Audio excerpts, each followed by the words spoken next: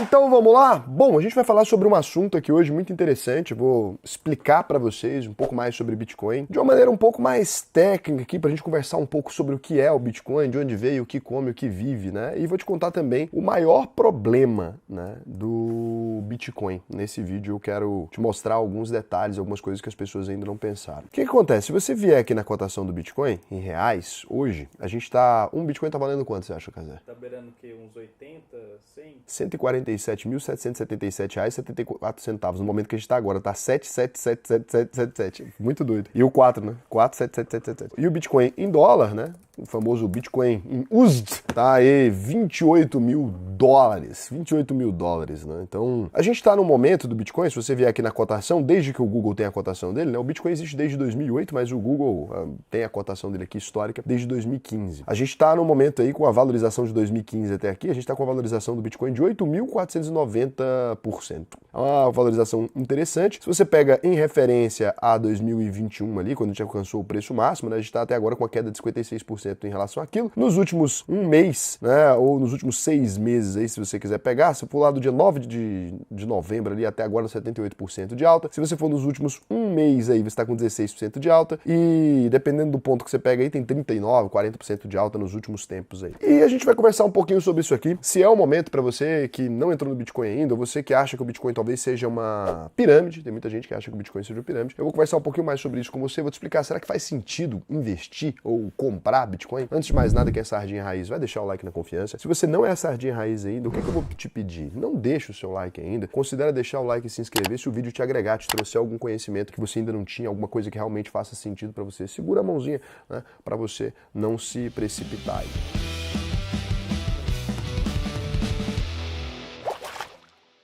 Algumas pessoas pensam ali, né? A gente sempre fala de Bitcoin, algumas pessoas pensam, pô, o Bitcoin é tulipa, né? Teve ali a questão de uma época que o povo começaram a comprar tulipas ali para vender para a aristocracia, porque o preço estava aumentando, então as pessoas pegaram e vendiam as casas dela para comprar tulipa, para vender tulipa, né? E simplesmente com o objetivo de cometer uma burrice, comprar algo de maneira burra, né? E vender para alguém mais burro que você ainda, que é o que aconteceu agora com os lotes do metaverso.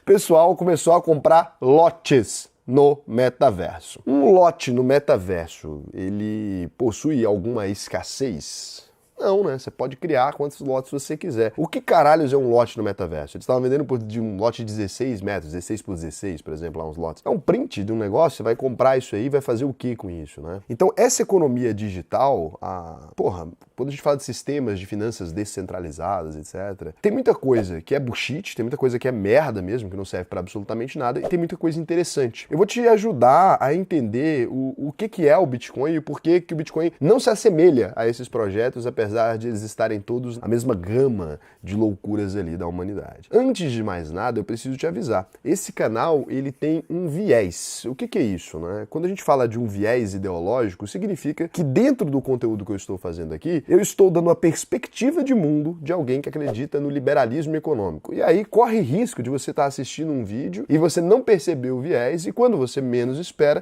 você está pensando igual a pessoa que está falando. A maior parte das pessoas, quando elas fazem esse tipo de coisa, elas costumam falar, não, aqui eu vou falar de um ponto de vista neutro, eu vou falar para você como a realidade, somente os fatos. Isso não existe. Tudo no mundo, todo o conteúdo no mundo, toda notícia no mundo, normalmente ela está associada a um viés, então eu tô falando para você que eu sou um liberal e com isso, cara, esse conteúdo tá repleto de ideologias e de informações que eu tô tentando enfiar na sua cabeça para que você enxergue o mundo da mesma forma que eu. Isso é uma coisa perigosa quando as pessoas não te falam o que estão fazendo. Aqui eu tô manipulando a sua cabeça, mas pelo menos tô sendo sincero. Então a gente tem que ser bem claro com isso, né? Tem muita gente que é enviesado do lado da esquerda e tal, e fala, não, eu sou neutro, ou enviesado do lado da direita e fala, não, eu sou neutro. Eu não sou neutro. Neutro para mim é detergente. O Bitcoin, ele é uma moeda descentralizada. Como é que funciona uma moeda tradicional? Uma moeda tradicional é emitida por um país, e esse país ali, ele mantém o controle dos estoques dessa moeda, ele injeta essa moeda na economia com objetivos específicos de controlar a inflação em alguns eventos específicos ou facilitar as trocas e blá blá blá. Você pode colocar diversas formas como o Estado injeta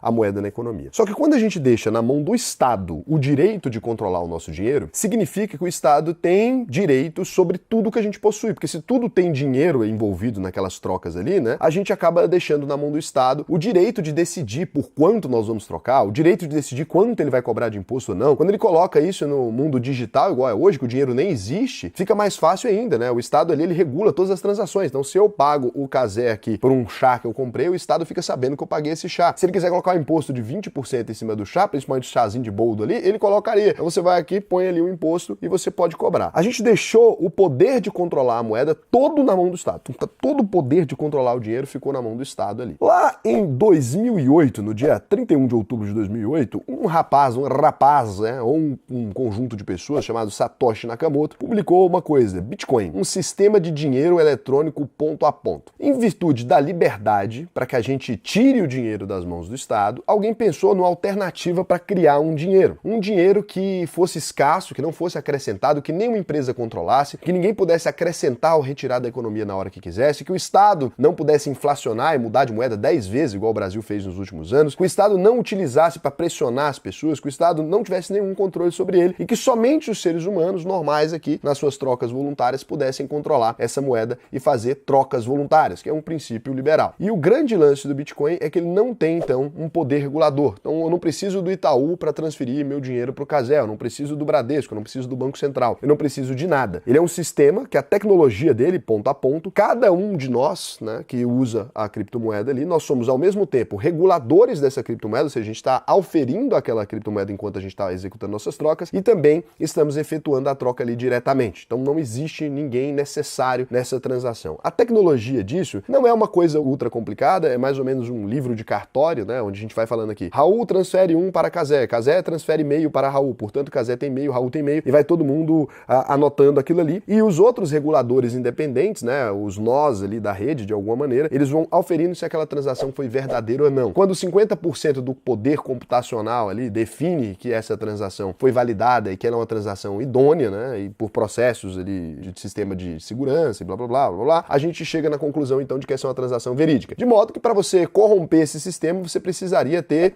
51%, né, do poder computacional da rede. Você teria que gastar muitíssimo dinheiro para conseguir fazer isso. Não é que seja impossível, mas você teria que gastar muitíssimo dinheiro e no momento exato que você fizesse isso, para acrescentar moedas no seu próprio bolso ali, por controle da maioria do sistema, a moeda valeria zero, porque se esse sistema foi bagunçado ali, todo mundo das transações estava ali, perdeu a validade. A única coisa que o Bitcoin tem para dar valor para ele é a confiança das pessoas. Ele é um ativo digital, não tem valor algum, né? O Bitcoin é uma moedinha digital. Então se a gente não acredita que ela tem valor, ela não tem valor algum. Raul, mas que coisa perigosa, porque eu vou ter uma moedinha digital. A grande questão é que o seu dinheiro de papel, ele também é só uma crença, né? Então ele também não tem nenhum valor específico. Quando você chega no supermercado com R$ 200 de papel e pega um monte de coisa ali, comida, carne e tal, você paga aquilo para a caixa do supermercado, que você está perguntando para ela, você deseja trocar carne, legumes, óleo, sei lá o quê, por 2 folhas de papel com cuspe do governo colorido? E ela fala sim, e você pega e sai andando. E hoje em dia a maior parte do dinheiro é digital. Então você também tem esse dinheiro que o governo pode imprimir à vontade, fazer o que ele quiser, e é tudo baseado em crença também. Você só acredita, né, que o real tem valor porque todo mundo acredita. Como a gente acredita, o dinheiro realmente tem valor. Então com o Bitcoin é a mesma coisa. O Bitcoin só tem um valor e só é uma moeda porque nós acreditamos que ele tem valor, porque um grupo de pessoas acredita que ele tem valor e paga esse valor por ele. Se tem alguém pagando R$ 144 mil em um único Bitcoin, pronto, ele tem valor. Isso tem a ver com toda uma demanda de mercado e etc, como é que isso funciona. Basicamente é isso. E aí qual que é o grande problema, então,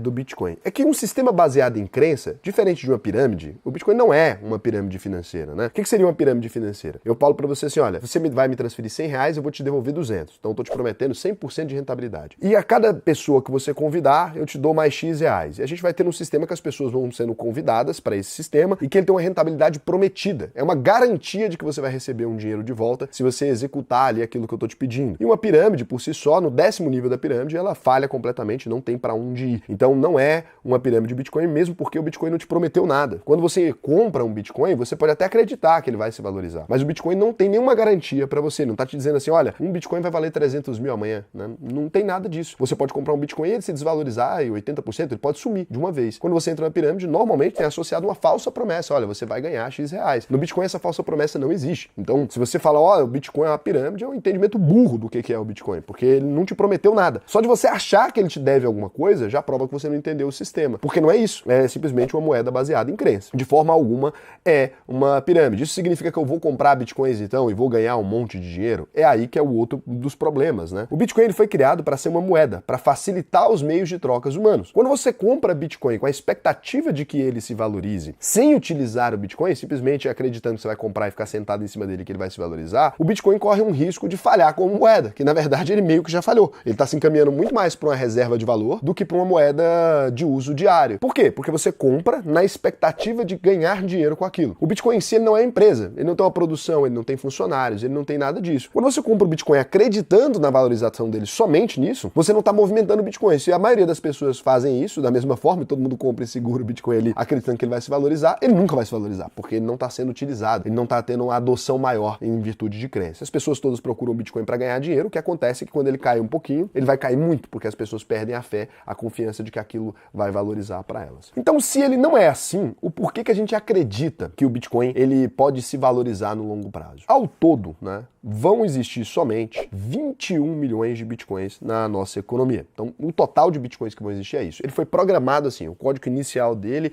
já dizia que lá no final teríamos apenas 21 milhões de Bitcoins. Se cada vez mais pessoas procuram ter um Bitcoin, e hoje o mundo tem 8 bilhões de pessoas, se todo mundo quisesse ter um Bitcoin seria impossível. E a tendência é, por conta da escassez e por conta da procura pelo Bitcoin que tem aumentado, a cada ano mais pessoas conhecem Bitcoins, mais pessoas querem comprar um Bitcoin ou uma fração de Bitcoin, e com isso as pessoas vão comprando. A tendência de longo prazo é que se essa adoção continuar dessa maneira, o Bitcoin pode se valorizar muito. A quanto ele pode ir? Não dá para saber. Quanto mais pessoas tiverem interesse em comprar ele ao preço que ele for ficando, mais caro ele vai ficar. É possível dividir um Bitcoin em até 8 casas decimais depois da vírgula, né? A menor fração é chamada de Satoshi. Então, 0,00001 Bitcoin lá seria um Satoshi, né? Então, você pode dividir o Bitcoin em Satoshi, etc. Então, é claro que nem todo mundo vai conseguir ter acesso a um Bitcoin inteiro. Mas, de modo que se você compra um Bitcoin hoje, no início dessa adoção, a gente está falando de 2023, é óbvio que você tem uma grande chance de se valorizar. Só que, quando você vai comprar um Bitcoin, você tem que lembrar que o Bitcoin ele muda de valor frequentemente. Então, quando você observa que o Bitcoin ele teve esses momentos de 28 mil dólares igual ele tem agora, mas ele também teve momentos aí, ó, de 31 mil dólares, ele teve momentos de 64 mil dólares, ele teve momentos de 21 mil dólares, ele teve momentos de 9 mil dólares em 2020. Então, o Bitcoin ele tem grandes oscilações. O que acontece é que o período em que o interesse pelo Bitcoin aumenta normalmente, se você vier aqui, por exemplo, no Trends do Google, o período que o interesse do Bitcoin aumenta é mais ou menos no período em que ele está subindo. Para você ver, ó, na semana do dia 22 de março, quando ele começa a subir loucamente, no dia de hoje, a gente está tendo uma ampla procura pelo Bitcoin. Por quê? Porque as pessoas costumam comprar Bitcoin no momento em que ele está subindo. E aí é um equívoco, né? Porque se você está comprando Bitcoin com essa expectativa, que eu já acho errada, né? Não de usá-lo para alguma coisa, ou não de acreditar, não de entender que ele é, além de tudo, uma ideia e não uma forma de você rentabilizar, não um investimento, porque ele não produz nada. Eu volto a te dizer, o Bitcoin não tem funcionários, ele não é uma empresa de carro, não é uma empresa de melancias, ele não é uma empresa de nada, nem empresa é. Ele é simplesmente uma ideia. Bitcoin é a escassez, né? A única garantia do Bitcoin é a crença. A garantia é o quanto você tem fé, ele existe. Se a gente não tem fé mais, o Bitcoin acaba. A garantia do Bitcoin é a fé. Assim como a garantia de qualquer dinheiro. Hoje em dia, todo dinheiro, nenhum dinheiro tem lastro mais. Ah, o real não é lastreado em ouro? Não, já contei aqui a história das moedas brasileiras. O real não é lastreado em ouro, o dólar também não, nada mais é. Eles são lastreados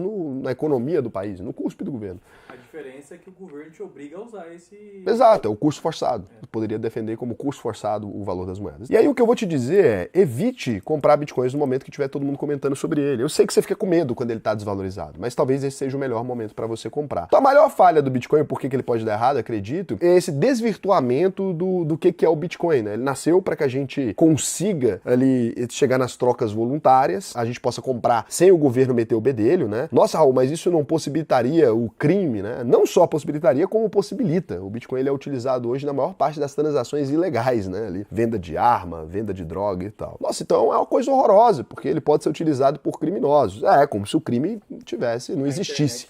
Não, o crime não existia antes da invenção do Bitcoin, né? Essa é uma ideia louca, não tem como a gente defender, mas na Dark Web sim, você pode ver aqui, ó, armas, drogas e muito mais, né? Você consegue encontrar ali pessoas comprando maconha, comprando sei lá o que, tudo utilizando o Bitcoin, porque ele acaba servindo para que as pessoas possam efetuar trocas de qualquer tipo, independente do que seja, sem a interferência de ninguém. E como ser humano, naturalmente, a gente tem um grupo de nós, né, meio bandidão, a gente já tem ali essas coisas. E o que acontece? Cada vez mais investidores institucionais têm começado a utilizar o Bitcoin com a finalidade de que utilizam o ouro também, uma forma de você ter uma reserva de valor. Quando os governos do mundo, como a gente viu em 2020, 2021, 2022, as moedas do mundo inflacionando, né, o dólar se tornando inflacionário, inflação no mercado americano é muito rara, inflação na Europa, inflação em todo lugar, faz algumas pessoas tentarem fugir da inflação. E o Bitcoin, como ele é uma moeda deflacionária, a princípio, né, independente da oscilação por conta do valor, ele é deflacionário, só existirão 21 milhões de Bitcoins na economia e nenhuma mais. E cada vez mais mais pessoas somem suas chaves ou perdem seus bitcoins, de modo que o Bitcoin, a quantidade de Bitcoin na economia, ela está sempre reduzindo, né? Existe ainda uma injeção de novos bitcoins, mas cada vez menos, e os bitcoins, quanto aumenta mais o número de pessoas interessadas em utilizar, torna ele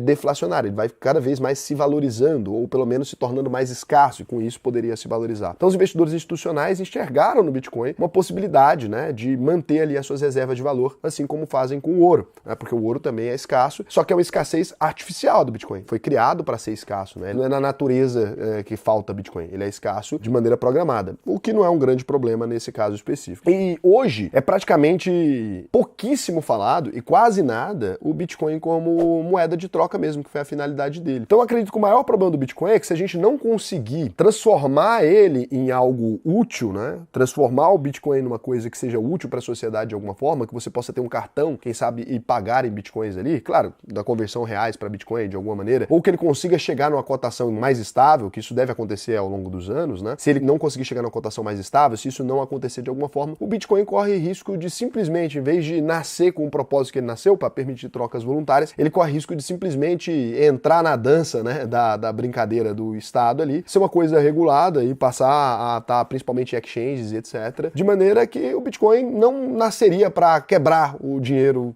que era a função dele originalmente, né? Mas ele se torna simplesmente uma parte, um ativo no meio de tantos outros. Então acho que para mim o maior problema do Bitcoin é esse desvirtuamento do que aconteceu com ele. Ele não vai servir talvez mais para modificar a economia do mundo como era o plano inicial dele, mas ele acabou servindo também para apresentar para a humanidade de modo geral a blockchain, né, o sistema de contratos inteligentes. Quem sabe um dia a gente consiga substituir o cartório, substituir outras coisas graças a essa tecnologia. Mas para mim é uma tristeza que o Bitcoin tenha se tornado simplesmente um investimento, né? Uma coisa que a gente abandonou completamente a ideia. Como investimento, você olha na planilha aqui, ele funciona bem. Ó. 2009, um Bitcoin valia quanto?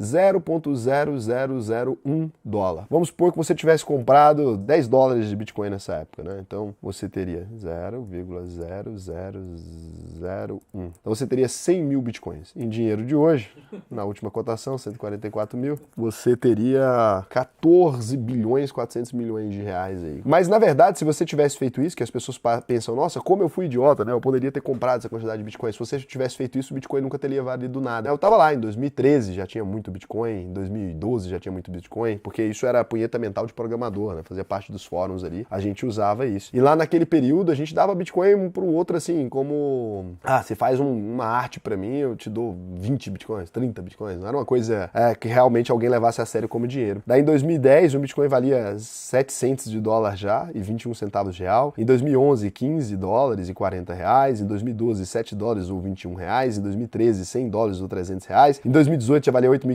dólares ou 55 mil reais. Aí a brincadeira começa a ficar interessante. É aquela, né? Primeiro o Bitcoin não comprava uma balinha, depois o Bitcoin comprava uma caixa de chocolate, depois o Bitcoin comprava 1 quilo de carne, depois ele comprava já uma joia, depois ele comprava um apartamento. É mais ou menos isso. Então o Bitcoin foi indo, chegando a pontos muito interessantes e essa jornada aí continua. Eu quis deixar isso claro porque agora começa essa procura louca pelo Bitcoin. Eu queria conversar um pouco sobre o fato dele não ser uma pirâmide, que é o que muita gente acusa, mas o fato dele não ser garantido também, que é o que muita gente acha, né? Que você vai comprar e ele vai se valorizar e você vai enriquecer. O Bitcoin provavelmente não vai te enriquecer. Ele vai se valorizar muito gradativamente, sempre dando porradas muito para baixo, né? Então se você entra nesses momentos de curva alta, provavelmente você vai ficar traumatizado, porque uma hora ele pode cair 20, 40, 50%. Não seria novidade o Bitcoin cair nos 50%. Se você quiser comprar Bitcoin, compre com juízo, sabendo o que você está fazendo, não acreditando, não mobilizando uma parte importante do seu orçamento para isso. Se você quer entrar em outras criptomoedas, tem várias outras muito interessantes. Se vocês quiserem, eu posso trazer um pouco mais de conteúdo sobre isso. Mas aqui eu te contei o que ninguém te contou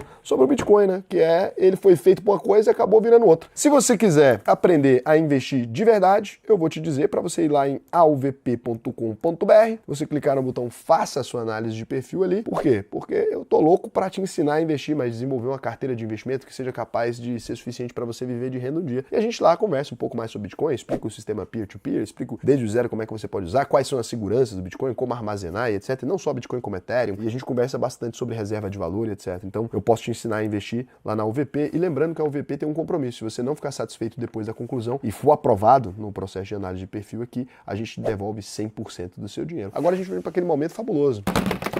Você me pergunta, eu lhe respondo, eu tomo pinga cada domingo, dançando, curtindo, vando e não consigo nem levantar pra não. O quadro foi feito para chamar Você Me Pergunta, Eu Lhe Respondo e ficou com o nome de Pinga Cadominga.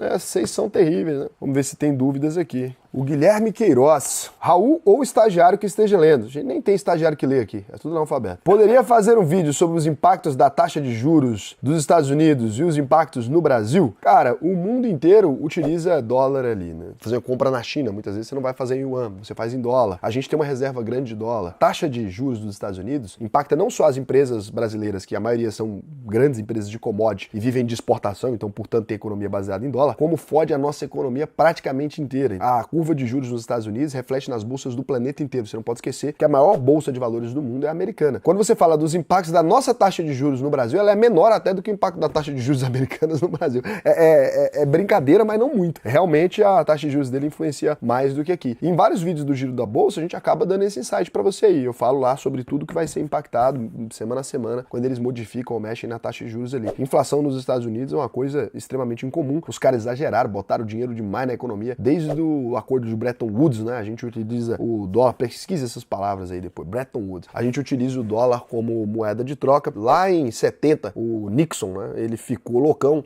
e cancelou o lastro com dólar porque os países estavam sacando dólar ali. Desde então, os Estados Unidos perdeu a mão completamente na injeção de dinheiro e provavelmente, para tristeza de todos nós ocidentais aí, vai ser em breve, talvez, substituído por outra moeda, tá? Raul, mas você tá rogando praga? Não tô, não. Eu acho que pode demorar, mas não é impossível que a China coloque a gente para usar yuan e eu nem gosto de ler em mandarim. Eu vou falar porque nem sei ler em mandarim, vai ser trabalhoso, mas vou ter que aprender porque também eu gosto de dinheiro, então eu vendo minha alma facinho. Mandarim é a língua mais falada do mundo, né? Inglês. Eu acho que é. Línguas mais faladas do mundo. Inglês, mandarim. Falei.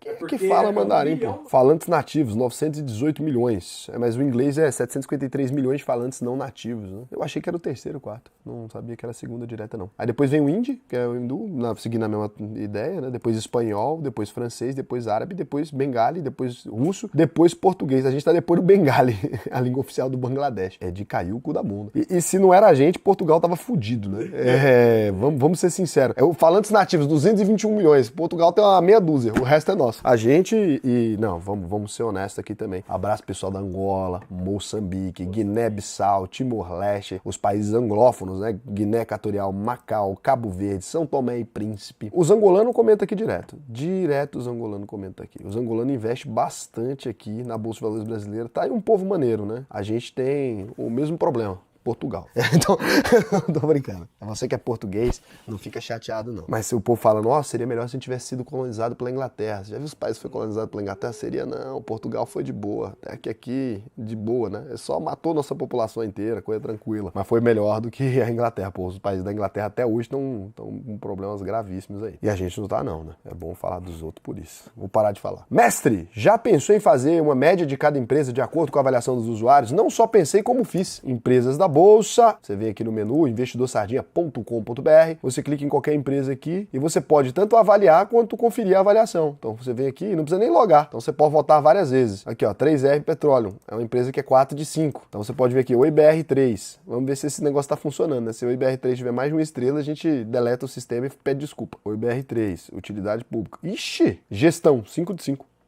Empresa, 3.5 de 5. Caralho, quem votou nisso aqui? Como é que vota? Avaliar a empresa. Péssimo. Avaliar a gestão.